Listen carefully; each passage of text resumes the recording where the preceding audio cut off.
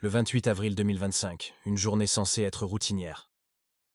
À bord du porte-avions américain USS Harry S. Truman, un FA-18E Super Hornet est remorqué sur le pont d'envol. Une procédure classique, rien d'inhabituel. Et pourtant, quelques instants plus tard, l'avion a disparu, par-dessus bord, emportant avec lui le véhicule de remorquage. Et tout cela s'est produit en pleine alerte de menace active.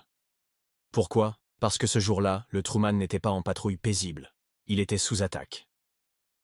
Des drones et des missiles, lancés par les rebelles Houthis soutenus par l'Iran, fonçaient droit vers le bâtiment américain. En quelques secondes, l'équipage passe à l'action. Changement de cap, manœuvre d'urgence, riposte imminente. Mais dans ce chaos, une erreur tragique. Le Super Hornet, en cours de remorquage, ne résiste pas aux mouvements brutaux du navire. Il glisse, bascule et plonge dans les profondeurs. Un marin blessé, un avion perdu, coût de l'incident, plus de 60 millions de dollars. Mais au-delà du chiffre, c'est un signal fort qui vient d'être envoyé. Ce conflit est bien réel, et il s'intensifie. Ce n'était pas un accident mécanique, et encore moins la fin de l'histoire. Car ce qui a suivi, c'était une escalade.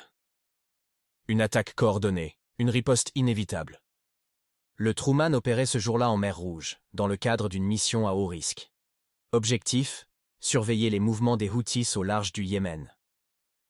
Le pont semblait calme, jets alignés, équipe en mouvement, maintenance en cours. Mais sous la surface, la tension montait. Des signaux interceptés par les services de renseignement alertent d'une attaque imminente. Drones? Missiles? Peu importe, quelque chose approche. Puis les radars s'illuminent, cibles multiples, hostiles, rapides, l'attaque commence.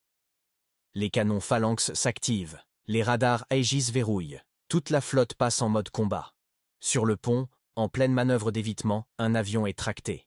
Mais les virages violents du navire, combinés aux conditions humides et glissantes, le font décrocher. En moins de 5 secondes, le FA-18E, 30 tonnes d'acier, disparaît dans la mer, entraînant le tracteur avec lui. Le Pentagone parle alors d'un incident non-combat. Mais tous ceux à bord savent la vérité. C'était une perte en situation de guerre réelle. Le Truman riposte, et la mer Rouge s'enflamme. L'attaque ne visait pas seulement un navire, elle visait le symbole même de la puissance américaine dans la région. Depuis mars, les Houthis multiplient les frappes, drones Reaper abattus, navires marchands attaqués, zones de contrôle surveillées. L'objectif? Forcer les États-Unis à se retirer.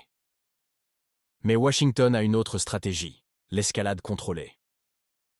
Le Truman est de redéployer en mer Rouge, au cœur d'une opération appelée Opération Rough Rider. Frappe après frappe, les avions décollent, ciblant les dépôts d'armes, les centres de commandement, les radars ennemis. Mais cette exposition rend aussi le navire vulnérable. Et ce 28 avril, les Houthis tentent une percée, une attaque multi-angles, drones et missiles combinés, pour saturer les défenses américaines. Dans cette confusion, c'est le Super Hornet qui paie le prix. Mais la riposte est immédiate. Un feu de l'enfer dans les collines du Yémen. En quelques heures, les renseignements identifient les points de lancement des drones Houthis. Colline d'Al-Hodeïda, zone reculée de commandement, unités mobiles iraniennes. Sans attendre de communiquer, l'ordre est donné, contre-attaque. Le Truman mobilise ses avions. Des EA-18G Growlers partent en tête pour brouiller les radars. Puis viennent les FA-18, armés de bombes guidées JDAM et de missiles ARM. Objectif, radar, hangar à drones, bunker. En parallèle, les destroyers de la flotte ouvrent leurs silos verticaux. Des Tomahawks s'élèvent, frôlent le sol et frappent avec une précision chirurgicale. Résultat, plusieurs sites détruits, explosions secondaires, silence radio. L'opération est un succès, mais ce n'est qu'un épisode d'un conflit plus vaste.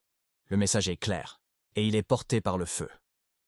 Depuis mars 2025, plus de 800 frappes américaines ont été menées contre les Houthis. La plupart passent inaperçues dans les médias. Mais sur le terrain, elles envoient un message limpide.